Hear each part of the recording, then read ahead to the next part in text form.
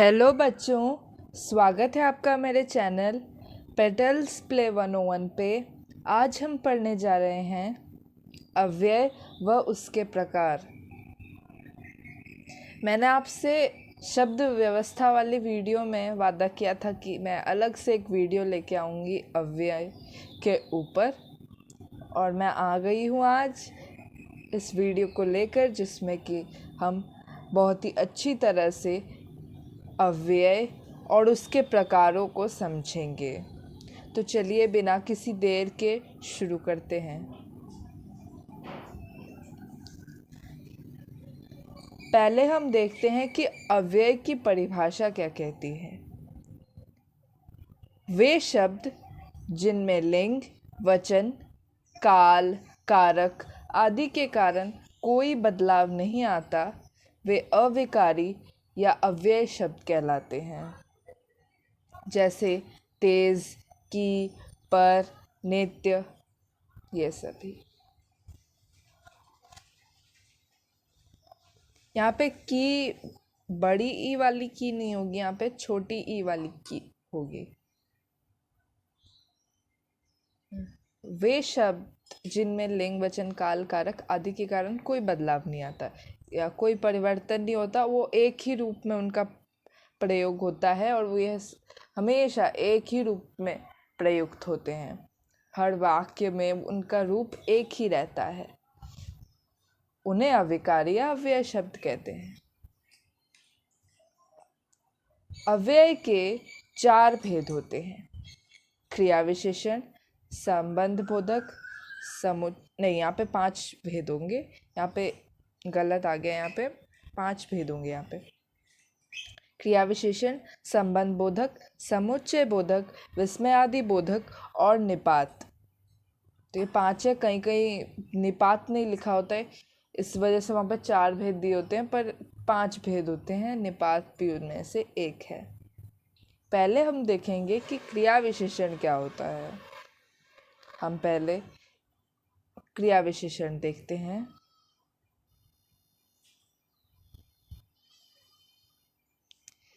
क्रिया विशेषण, जो अविकारी शब्द क्रिया की विशेषता बताते हैं उन्हें क्रिया विशेषण कहते हैं। तो यहाँ पे तो बड़ा यही आसान सी बात थी, क्योंकि यहाँ पे जो है विशेषण है और क्रिया विशेषण में क्रिया और विशेषण, तो यहाँ पे क्रिया की जो विशेषता बताएगा उसे क्रिया विशेषण कहेंगे, है ना। और इनमें कोई बदलाव नहीं आता। आप देख लीजिए किसी भी वाक्य में डाल के, तुम धीरे धीरे चलते हो, वह धीरे धीरे चलता है। कौन धीरे धीरे चलता है? सुनीता धीरे धीरे चलती है। यहाँ पे धीरे धीरे बदला नहीं बदला। अब हम काल बदलेंगे तो भी नहीं बदलेगा। वह धीरे धीरे चलता था, वह धीरे धीरे चलेगा। तो यहाँ पे धीरे धीरे नहीं बदला यहाँ पे, और धीरे धीरे यहाँ पे क्रिया की विशेषता बता रहा है, तो इसलिए ये क्रिया विशेषण हो गया। आगे देखते हैं। क्रिया विशेषण के 4 भेद होते हैं। पहला भेद है कालवाचक। जिन शब्दों से क्रिया में समय संबंधी विशेषता प्रकट हो उन्हें कालवाचक क्रिया विशेषण कहते हैं।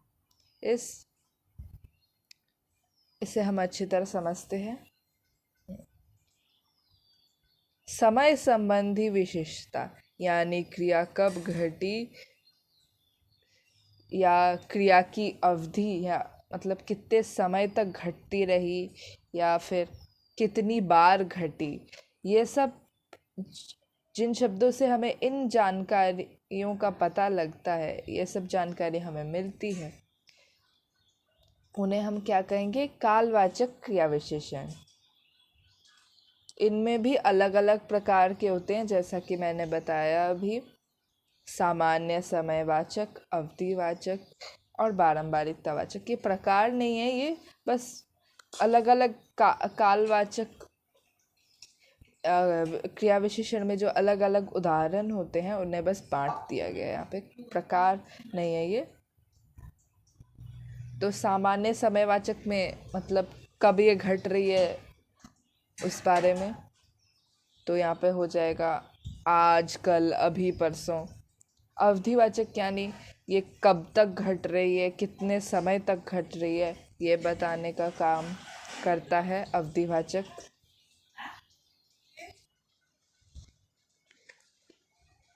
फिर तो इन्हें अवधिवाचक ये अवधिवाचक हैं, कालवाचक ही कहेंगे इन्हें, पर ये अवधि का ज्ञान देते हैं, अवधि के बारे में बताते हैं क्रिया के।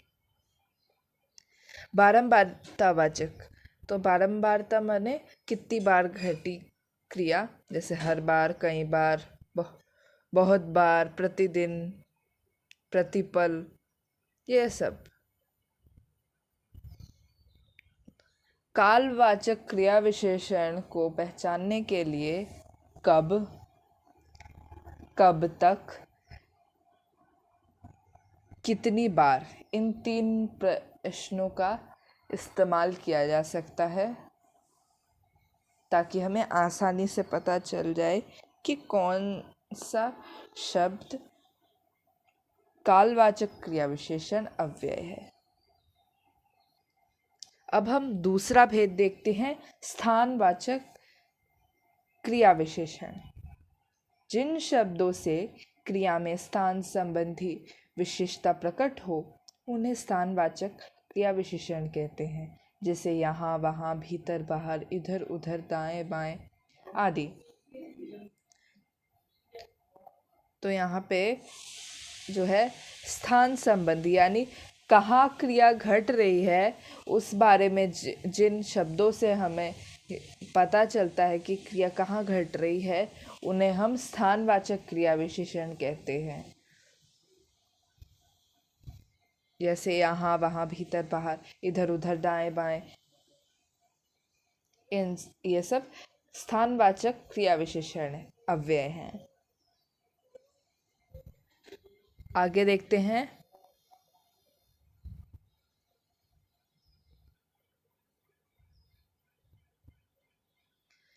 अब हम देखते हैं जो तीसरा भेद है क्रिया विशेषण का, उसे हम देखते हैं। परिमाणवाचक,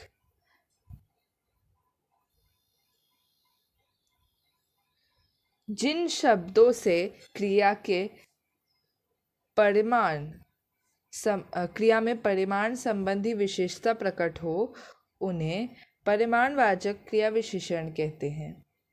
यहाँ पे आप देख सकते हैं परिमाणवाचक, परिमाण यानी नाप तौल, तो क्रिया कितनी घटी, उसका जो है परिमाण या उसकी मात्रा के बारे में हमें बताता है परिमाणवाचक क्रिया विशेषण अव्यय।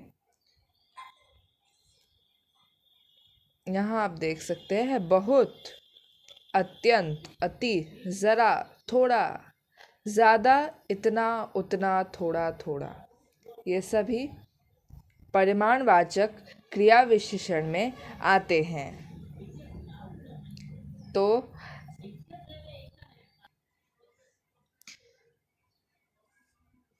ये सभी परिमाणवाचक क्रिया विशेषण हैं। इनका पता हम इस प्रकार से लगा सकते हैं, यदि हम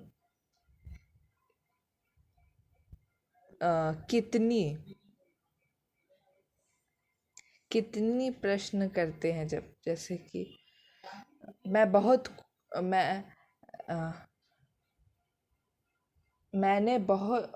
एक मिनट, मैं बहुत खेलता हूँ, तो यहाँ पे आप बोल सकते हैं, आप पूछ सकते हैं कि मैं कितना खेलता हूँ, तो जो उसका उत्तर आएगा वही होगा परिमाणवाचक क्रिया विशेषण। ये एक, आप इसको ट्रिक भी समझ सकते हैं और आप चाहें तो इसे एक नियम भी समझ सकते हैं। रीतिवाचक, ये चौथा भेद है, रीतिवाचक क्रिया विशेषण अव्यय। जिन शब्दों से क्रिया के रीति या ढंग संबंधी विशेषता प्रकट हो उन्हें रीतिवाचक क्रिया विशेषण कहते हैं। मतलब क्रिया किस प्रकार से घटी, ये उसका ढंग जो है उसके बारे में जिन शब्दों से जानकारी मिले उन्हें रीतिवाचक क्रिया विशेषण कहते हैं। इनका हम ज़्यादातर उपयोग करते हैं। वह अचानक आ गया, मैंने फटाफट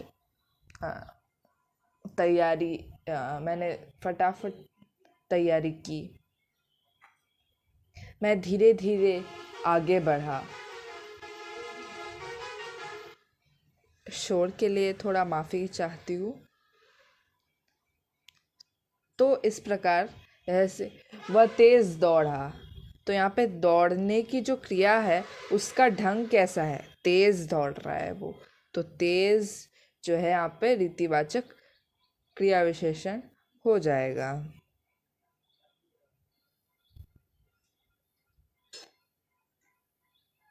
आगे देखते हैं अव्यय का दूसरा भेद। अभी हमारे 4 भेद जो क्रिया विशेषण के थे वो खत्म हो गए हैं। अब हम अव्यय के दूसरे भेद पर आ गए हैं, संबंध बोधक अव्यय।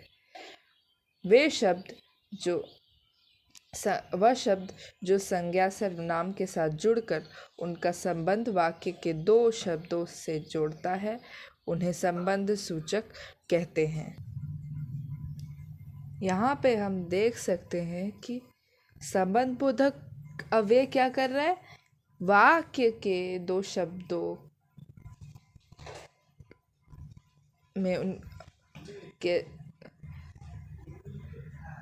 वाक्य के 2 शब्दों से संज्ञा सर्वनाम को जोड़कर उनका संबंध बता रहा है।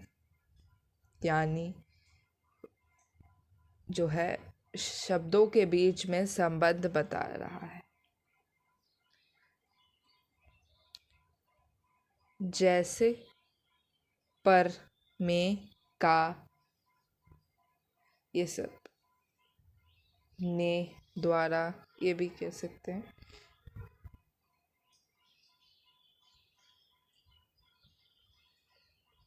आगे देखते हैं समुच्चय बोधक। 2 वाक्यों, हाँ यहाँ पे मैं बताना भूल गई, यहाँ पे के नीचे, के ऊपर, ये भी आ सकता है। समुच्चय बोधक ये है तीसरा भेद अव्यय का। 2 शब्दों को जोड़ने वाले अविकारी शब्द समुच्चय बोधक शब्द कहे जाते हैं। जैसे और, लेकिन, अथवा। तो यहाँ पे जो है शब्द 2 वाक्यों या 2 शब्दों या 2 वाक्यांशों को भी जोड़ने का काम किया जाता है समुच्चय बोधक अव्ययों के द्वारा। समुच्चय बोधक के 2 भेद होते हैं, समानाधिकरण समुच्चय बोधक, व्याधिकरण समुच्चय बोधक।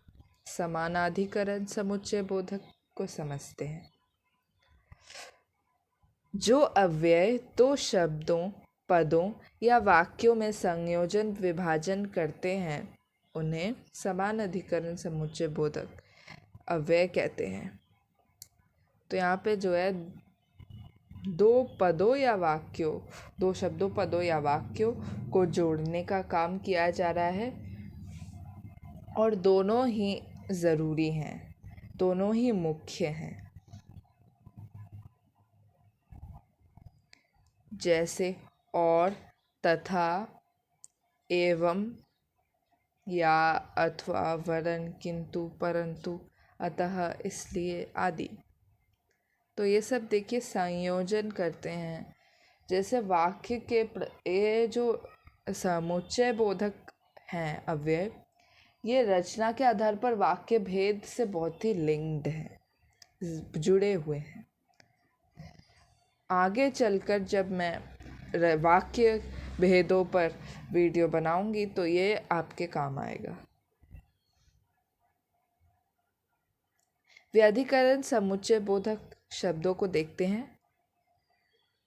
जो अव्यय मुख्य वाक्य से एक या एक से अधिक आश्रित वाक्यों को जोड़ता है उसे व्यधिकरण समुच्चय बोधक अव्यय कहते हैं। जैसे यदि, तो, इसलिए, क्योंकि, जो तो, यद्यपि, तथापि। तो यहाँ पे जो है एक मुख्य वाक्य है, एक ही मुख्य है, दूसरे को अगर हटा भी दिया जाए तो वाक्य का अर्थ नहीं बदलेगा। जैसे कि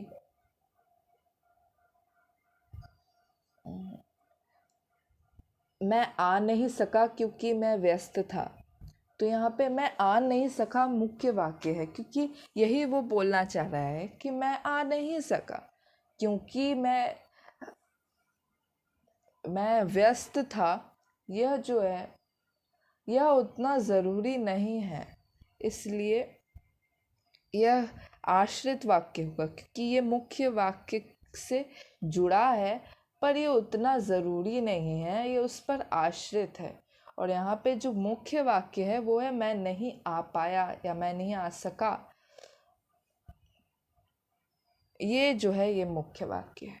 अभी मैं आगे जो है आपको और अच्छे से समझाऊंगी। यहाँ पे एक और ट्रिक आप लगा सकते हैं, पर ये ट्रिक हमेशा काम नहीं आती, पर हाँ ज़्यादातर समय ये काम आ जाती है। जैसे जो दो शब्दों की जोड़ी जो होती है, जैसे यदि, तो, इसलिए, क्योंकि, जो तो, यद्यपि, तथापि। ये जो है दो शब्दों की जोड़ी है, दो समुच्चय बोधक शब्द यहाँ पे जुड़े हुए हैं, साथ में दोनों साथ मिलकर जोड़ने का काम करते हैं। ये ज़्यादातर व्यधिकरण समुच्चय बोधक होते हैं, पर आप यदि याद कर ले तो और भी अच्छा रहेगा। पर ये ट्रिक भी ज़्यादातर समय सही काम करती है। आगे मैं और अच्छे से आपको समझाने वाली हूँ, एक मिनट। यहाँ पे मैं आपको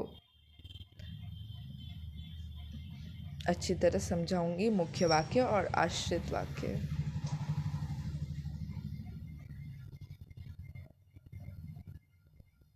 यहाँ पे मैं थोड़ा ये वाला ले लेती हूँ। मैं इसलिए नहीं आ पाया क्योंकि मैं बीमार था। तो यहाँ पे जो है मैं नहीं आ पाया, ये जो है मुख्य है, मुख्य वाक्य। तो यहाँ पे म लिख देते हैं। यहाँ पे म, एक मिनट, यहाँ पे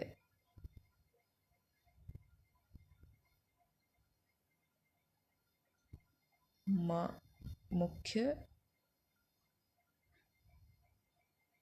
एक फिर से मैं करके बताती हूँ। ये मैं नहीं आ पाया, ये है मुख्य वाक्य, तो यहाँ पे हम म लिख देते हैं, म, है ना। म यानी मुख्य वाक्य। और जो है यहाँ पे जो ये जो क्योंकि मैं बीमार था, ये है आश्रित वाक्य। ऐसा क्यों? क्योंकि यहाँ पे जो ज़रूरी बात है, यहाँ पे जो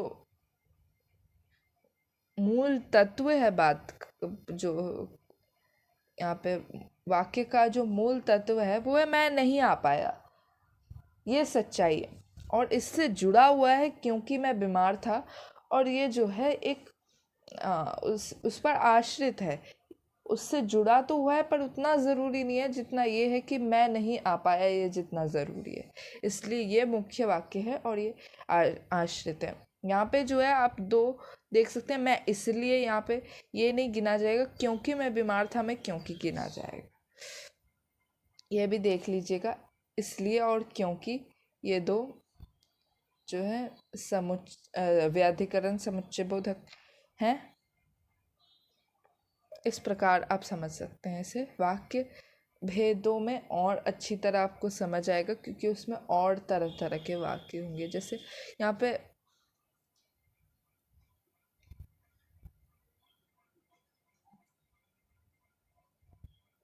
पे मैं एक और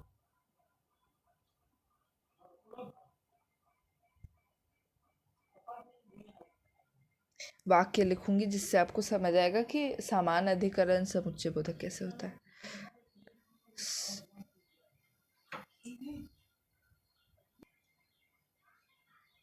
तो यहाँ पे सुमित और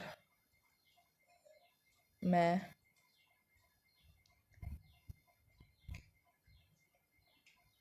खेलने गए। यहाँ पे आप देख सकते हैं सुमित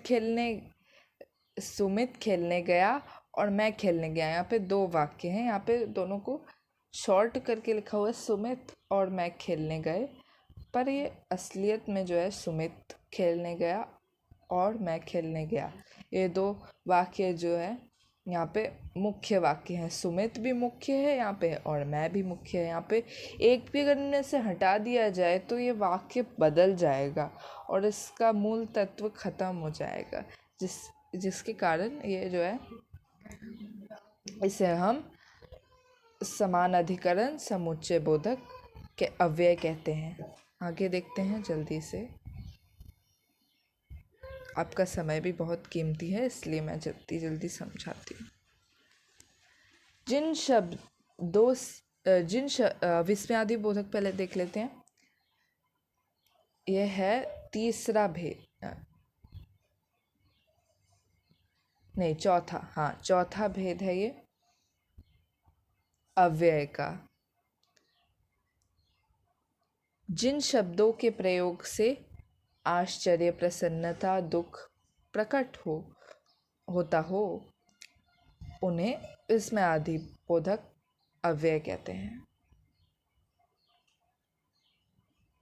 तो यहाँ पे जो है हर्ष, शोक, उत्साह, आश्चर्य, प्रसन्नता, ये सभी भावों को जो है घृणा, इन सब को प्रकट करने वाले शब्द विस्मयादि बोधक शब्द कहलाते हैं। जैसे आह, हाय, अरे, छी, और क्या हो सकता है, वाह, शाबाश, शाबाश भी हो सकता है।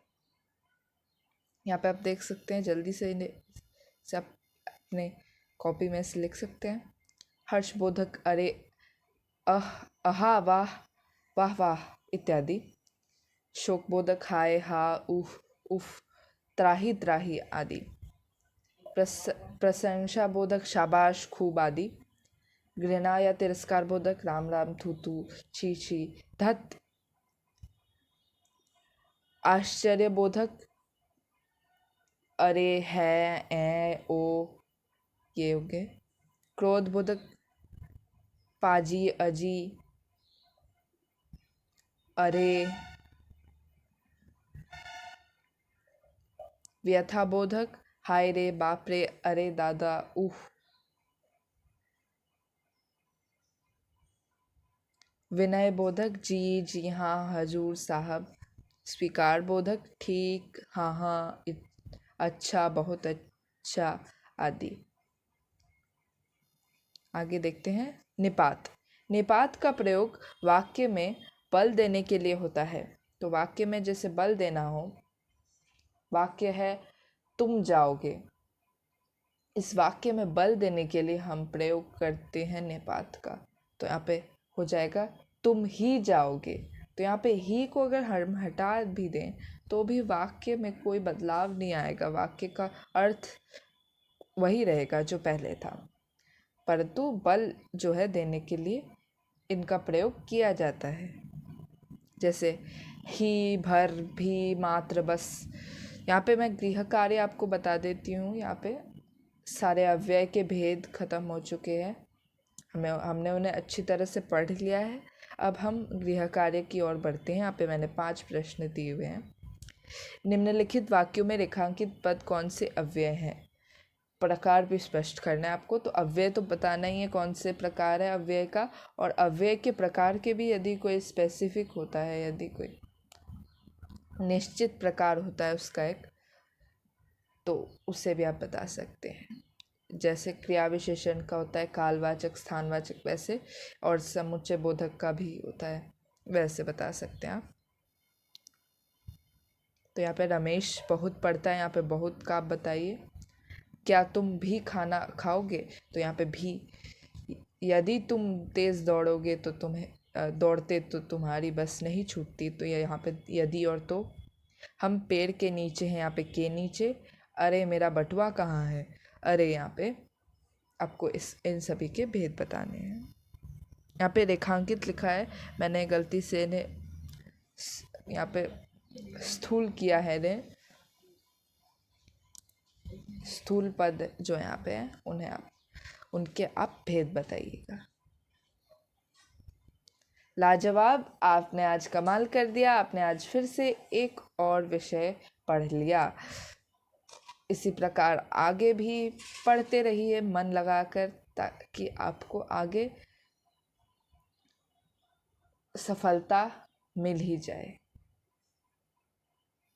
इस वीडियो को देखने के लिए आपका बहुत बहुत धन्यवाद।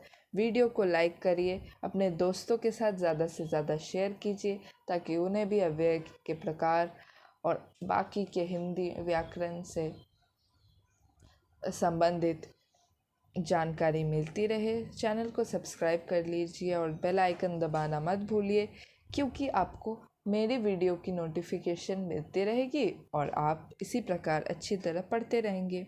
कमेंट करके आप अपने डाउट्स पूछ सकते हैं और अपनी राय भी लिख सकते हैं। आप ये बता सकते हैं कि आपको वीडियो कैसा लगा। मैं आपसे मिलूंगी अगले वीडियो में एक नए विषय के साथ। तब तक के लिए बाय बाय।